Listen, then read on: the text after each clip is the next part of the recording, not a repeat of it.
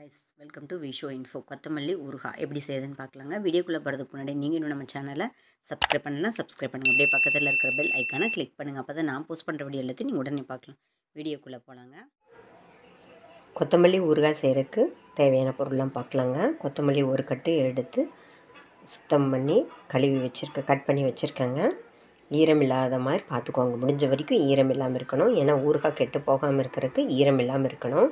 இந்த ரெசிபிக்கு தேவையான உப்பு, இந்த ஊறுகாய்க்கு பொடி செய்கிறக்காக கடுகு 2 டீஸ்பூன், ஒரு 1/2 டீஸ்பூன் வெந்தயம் எடுத்து வச்சுருக்கேன். அப்புறம் தாளிக்க மறுபடியும் கடுகு எடுத்து வச்சுருக்கேன். சிவப்பு மிளகாய் எடுத்து வச்சுருக்கேன். இப்போ இதெல்லாம் எண்ணெய் ஊற்றி வதக்கிட்டு இந்த பொடி அரைக்கிறதுக்கு பவுடரை வறுத்து கோர்ஸாக பவுட்ரு பண்ணி வச்சுக்கணும். இப்போ எப்படி செய்யுதுன்னு பார்க்கலாம். பெரிய லெமன் சைஸில் புளி சுடுதண்ணியில் ஊற வச்சு கரைச்சி வச்சுருக்கேன். திக்காக கரைச்சி வச்சுருக்கேன்.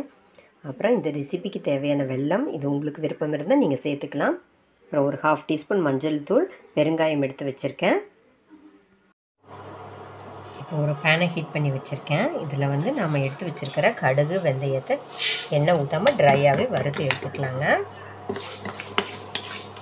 ஓரளவுக்கு நல்லா கலர் சேஞ்ச் ஆகணும். அப்போ தான் நம்மளோட ஊறுகாய் நல்லா டேஸ்ட்டாக வரும். இதை ஒரு நிமிஷம் நல்லா வறுத்து எடுத்துக்கலாம். கடுகு வெந்தயத்தை நல்லா வறுத்தாச்சுங்க. இந்த அளவுக்கு வறுத்தா போதும். இப்போ இதை ஒரு பிளேட்டுக்கு மாற்றிக்கலாங்க. பாருங்கள், பிளேட்டுக்கு மாற்றியாச்சு. இப்போ இது நல்லா ஆறட்டுங்க. ஆறின உடனே பவுட்ரு பண்ணிக்கலாம். ஒரு பேனை ஹீட் பண்ணிக்கலாம். கொஞ்சமாக நம்ம ஆயில் விட்டுக்கலாம். நல்லெண்ணெய், நீங்கள் விருப்பப்படுற ரெகுலர் குக்கிங் ஆயில் எது வேணால் சேர்த்துக்கலாம்.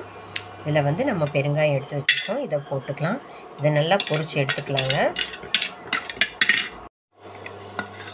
பாருங்கள், பெருங்காயம் நல்லா பொரிஞ்சிருச்சு. இப்போ இது ஒரு பிளேட்டுக்கு மாற்றிக்கலாம். கட்டி பெருங்காயம் எங்கிட்ட இருக்கிறது நான் சேர்த்துக்கிறேன்.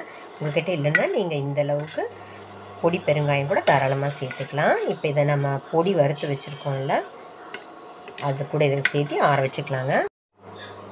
இப்போ இதே எண்ணெயில் நம்ம மிளகாய் எடுத்து வச்சுருக்கோம். இதையும் வறுத்துக்கலாம். இதே நல்லா ஒரு நிமிஷம் வறுத்து எடுத்துக்கலாங்க. நீங்கள் வெயிலில் வச்சுருந்தாலும் நல்லா ஒரு வறுத்துட்டிங்கன்னா நல்லா பவுடர் பண்ணுறதுக்கு ஈஸியாக இருக்கும். இந்த மிளகாயை வறுத்துட்டு இருக்கும்போதே நம்ம இந்த ரெசிபிக்கு தேவையான உப்பை இது கூடயே சேர்த்து இதையும் வறுத்து எடுத்துக்கலாங்க. நம்ம ஊறுகாயில் எதுலேயுமே ஈரம் இல்லாமல் பார்த்துக்கணும். உப்பில் ஈரம் இருக்கும். அந்த ஈரம் இல்லாமல் இருக்கிறதுக்கு தான் இதையும் சேர்த்து வறுத்துக்கலாங்க. அவ்வளோதாங்க, வறுத்தது போதும். இப்போ இதையும் அந்த பொடி அரைக்கிற திங்ஸ் கூட சேர்த்து நம்ம நல்லா ஆற வச்சுக்கலாங்க. நம்ம பொடிக்கு வறுத்து வச்ச சாமானமெல்லாம் ஆறுறக்குள்ளே இப்போ கொஞ்சமாக எண்ணெய் ஊற்றி கொத்தமல்லி வதக்கிக்கலாங்க. நம்ம எடுத்து வச்சுருக்கிற கொத்தமல்லி இலை இருக்குல்ல, அதை நம்ம நல்லா வதக்கி எடுத்துக்கலாங்க. வதக்கி செஞ்சால் சூப்பராக இருக்கும். பாருங்கள், கொத்தமல்லியை எண்ணெய் ஊற்றி நல்லா வதக்கி எடுத்துக்கலாம். இப்போ பார்க்குறதுக்கு நிறையா தெரியுது. வதங்கினா அதோட அளவு கம்மியாயிடும். இப்போ இதை நல்லா வதக்கி எடுத்துக்கலாங்க.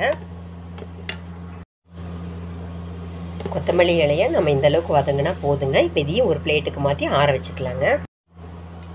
ஒரு பேனை ஹீட் பண்ணிக்கலாம். இதில் ஒரு 2 டேபிள் ஸ்பூன் ஆயில் சேர்த்துக்கலாம்.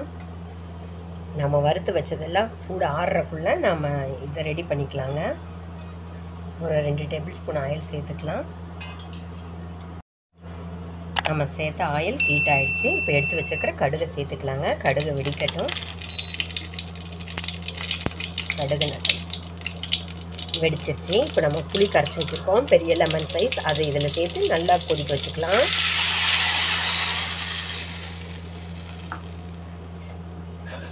இது கொதிக்கும் போதே இந்த ரெசிபிக்கு தேவையான மஞ்சள் தூளை சேர்த்துக்கலாம். புளியோட பச்சை வாசனை, மஞ்சள் தூளோட பச்சை வாசனைலாம் போகட்டுங்க. அப்புறம் இந்த ரெசிபிக்கு எடுத்து வச்ச வெல்லத்தை கூட நம்ம இப்போவே சேர்த்திக்கலாம். இது உங்கள் விருப்பம் தாங்க. விருப்பம் இல்லைன்னா நீங்கள் சேர்த்த வேணாம். இது நல்லா கொதிக்கட்டுங்க. புளி தண்ணியை நல்லா கொதிச்சிட்ருக்குங்க. இது நல்லா கொதித்து பச்சை வாசனை போய் நல்லா திக்காகட்டுங்க. இப்போ ஊறுகாய்க்கு தேவையான பொடிக்கு நம்ம எல்லாம் வறுத்து வச்சுருக்கோம். இது நல்லா ஆறிடுச்சு. இப்போ இதை மிக்ஸி ஜாரில் போட்டு பவுட்ரு பண்ணிக்கலாங்க. வறுத்து வச்சது இப்போ நம்ம நல்லா பவுட்ரு பண்ணியாச்சுங்க. இந்தளவுக்கு பவுட்ரு இருந்தால் போதும். இது சரியாக இருக்கும். அதுக்கு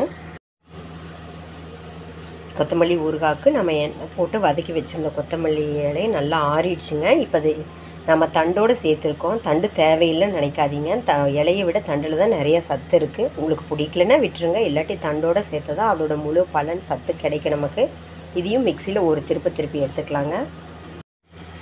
நம்ம வதக்கி வச்சுருந்த கொத்தமல்லி இலையை மிக்சியில் ஒரு ரன் விட்டு எடுத்தாச்சுங்க. இந்தளவுக்கு இருந்தால் போதும். நம்ம சேர்த்த புளி தண்ணி பாருங்கள் நல்லா குறைஞ்சிருக்கு. அதே டயத்தில் பச்சை வாசனை போயிருக்கு. இப்போ நம்ம எடுத்து வச்சுருக்கிற கொத்தமல்லி பேஸ்ட்டு இதில் சேர்த்துக்கலாம். ரொம்ப மையாக அரைச்சிடாதீங்க. இந்தளவுக்கு இருந்தால் தான் நல்லாயிருக்கும். இப்போ இந்த புளி தண்ணியோடு சேர்த்து இது ஒரு நிமிஷம் நல்லா கொதிக்கட்டுங்க. புளி தண்ணியோடு நம்ம வதக்கி வச்ச கொத்தமல்லி இலை ஒரு ரன் விட்டு எடுத்துருந்தோம். அதையும் சேர்த்து இப்போ நல்லா வதக்கிட்டு இருக்கோம். நீங்கள் டேஸ்ட்டு செக் பண்ணிக்கலாம். நம்ம சிகப்பு மிளகாய் வறுத்து சேர்த்தோம். அந்த பவுடர் கூடயே காரம் பத்தலைன்னா சேர்த்திக்கலாம். உப்பு பத்தலைன்னா சேர்த்திக்கோங்க. புளிப்பு கரெக்டாக இருக்கும். இப்போ நம்ம வறுத்து பொடி பண்ண இந்த பவுடரை சேர்த்துக்கலாம். இது சேர்த்து நல்லா கொதிக்கட்டுங்க. எண்ணெய் பத்தலைன்னா சேர்த்திக்கோங்க. இது நல்லா எண்ணெய் பிரிகிற வரைக்கும் நம்ம நல்லா வதக்கி எடுத்துக்கலாங்க. கொத்தமல்லி தொக்கு சூப்பராக ரெடி ஆயிடுச்சு. இப்போ இது ஒரு பவுலுக்கு மாற்றிக்கலாம். சூப்பராக நம்மளோட கொத்தமல்லி தொக்கு, கொத்தமல்லி ஊறுகாய் எப்படி வேணால் சொல்லலாம். இந்த பதத்தில் இருந்த தொக்குன்னு சொல்லுவோம். கொத்தமல்லி தொக்கு ரெடி ஆயிடுச்சு. கொத்தமல்லியில் நிறையா சத்துக்கள் இருக்குது. அதோட தண்டோடு சேருங்க. அப்போ தான் இன்னும் சூப்பராக இருக்கும். இனிப்பு விருப்பம் இருந்தால் சேர்த்துக்கோங்க, இல்லாட்டி விட்டுருங்க. சத்தான சுவையான பசியை தூண்டக்கூடிய கொத்தமல்லி ஊறுகாய் ரெடி ஆயிடுச்சுங்க. ட்ரை பண்ணி பாருங்கள். இந்த கொத்தமல்லி தொக்கு சாதத்துக்கு மட்டும் இல்லைங்க, சூடான சாதத்துக்கு, தயிர் சாதத்துக்கு, இட்லி, தோசை, சப்பாத்தி, பூரி எல்லாத்துக்குமே, நான் ரோட்டிக்கு கூட நல்லா இருக்குங்க. ட்ரை பண்ணி பாருங்கள். இது ஒன்றா செஞ்சு வச்சிட்டோம்னா குழந்தைங்களுக்கு லஞ்ச் பாக்ஸ் ரெசிபியாக கூட நம்ம செஞ்சு கொடுக்கலாம். கொத்தமல்லி தொக்கு சாதம்னு சொல்லி கொடுக்கலாம் அவங்களுக்கு. இதை பிக்கல் தொக்கு எப்படி வேணால் நீங்கள் சொல்லலாம். ஆக மொத்தம் இதோட டேஸ்ட் எல்லாத்துக்குமே மேட்ச் ஆகும். அல்டிமேட்டாக இருக்குங்க. பசியே எடுக்கலை அப்படின்னு நினைக்கிறவங்க இதை நம்ம செஞ்சு சாப்பிட்டோம்னா கொத்தமல்லியோட பவரே பசியை தூண்டுங்க. ட்ரை பண்ணி பாருங்கள். என்னங்க இந்த ரெசிபி உங்களுக்கு பிடிச்சிருந்தா லைக் பண்ணுங்கள், ஷேர் பண்ணுங்கள், கமெண்ட் பண்ணுங்கள். ஞாபகமாக சப்ஸ்கிரைப் பண்ணுங்கள். ஓகே, பாய்.